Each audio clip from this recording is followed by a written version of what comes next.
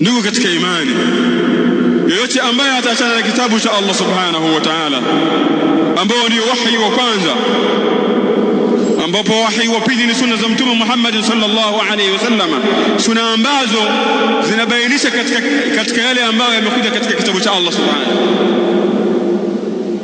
Waislamu ili waishi katika maisha ambayo ni salama, ili wasalimike katika maisha yao ya kawaida, hawana budi kushikamana na kitabu cha Allah subhanahu wa ta'ala.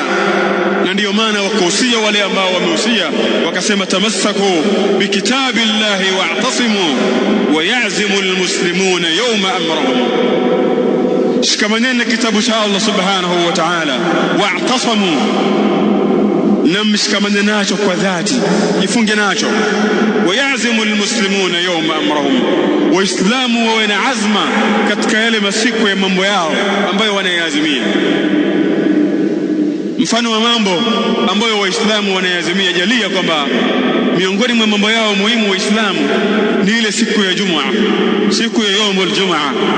Wanaenda msikitini kuswali, wanaiendea swala ya Jumaa. Basi mtu akaazimia katika siku ile kwamba leo yaumul Jumaa ni katika masiku ambayo mambo yangu yote nitaweka pembeni, kwanza najiandaa kwa ajili ya ibada ya swala ya Jumaa, nafanya maandalizi mapema, nafika katika jambo la swala mapema kabla ule muda ambao khatibu atapanda katika mimbari, niwe tayari mimi nimefika katika sehemu hii.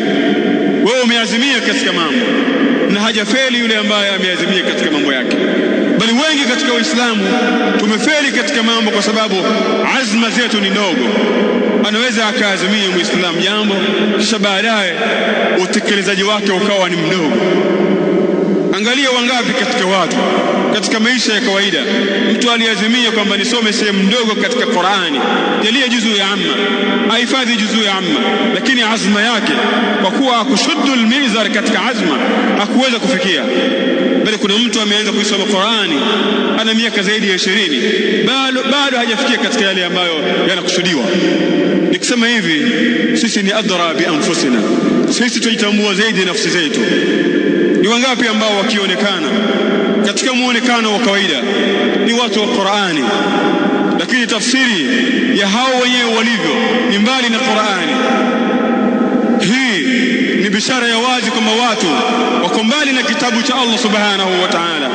Vipi uwe mbali na kitabu cha Allah kisha uwe karibu na sunna za Mtume Muhammadin sallallahu alayhi wasallam? Shatana, jambo la aina hiyo halipo. Yeyote ambaye ataachana na kitabu cha Allah Qur'ani, akaamua kutokufungamana nacho kisawasawa, huyu atakuwa yuko mbali na sunna za Mtume Muhammad sallallahu alayhi wasallam. Yeyote ambaye ataamua kushikamana na kitabu cha Allah subhanahu wa ta'ala, huyu lazima atalazimiana na sunna za Mtume Muhammad sallallahu alaihi wasallam. Na ndiyo kauli yake Allah subhanahu wa ta'ala, kama ambavyo ameelezea Imamu Malik rahimahullah katika kutafsiri aya ya Allah subhanahu wa ta'ala, pale Allah aliposema, wama ataakumur rasulu fakhudhuhu wama nahakum anhu fantahu. قال إمام مالك رحمه الله، من قبل عن الله فعن الرسول قبلا، ومن عنقر عن الله فعن الرسول أنكرا. yoyote ambaye atamkubali Allah subhanahu wa ta'ala, atambue ya kwamba huyo amemkubali Mtume sallallahu alayhi wasallam. Na yoyote ambaye atampinga Allah subhanahu wa ta'ala, huyo atakuwa amempinga Mtume sallallahu alayhi wasallama, wa bil aqsi sahih. Na ni sahihi yule ambaye atampinga Mtume sallallahu alayhi wasallam, huyo atakuwa amempinga Allah. Bali yeyote ambaye atamfuata Mtume sallallahu alayhi wasallam, huyo amemfuata Allah subhanahu, kwa sababu wahi wa Qur'ani umeshuka kwa Mtume wa umma Muhammadin sallallahu alayhi wasallam. Wallahu ta'ala.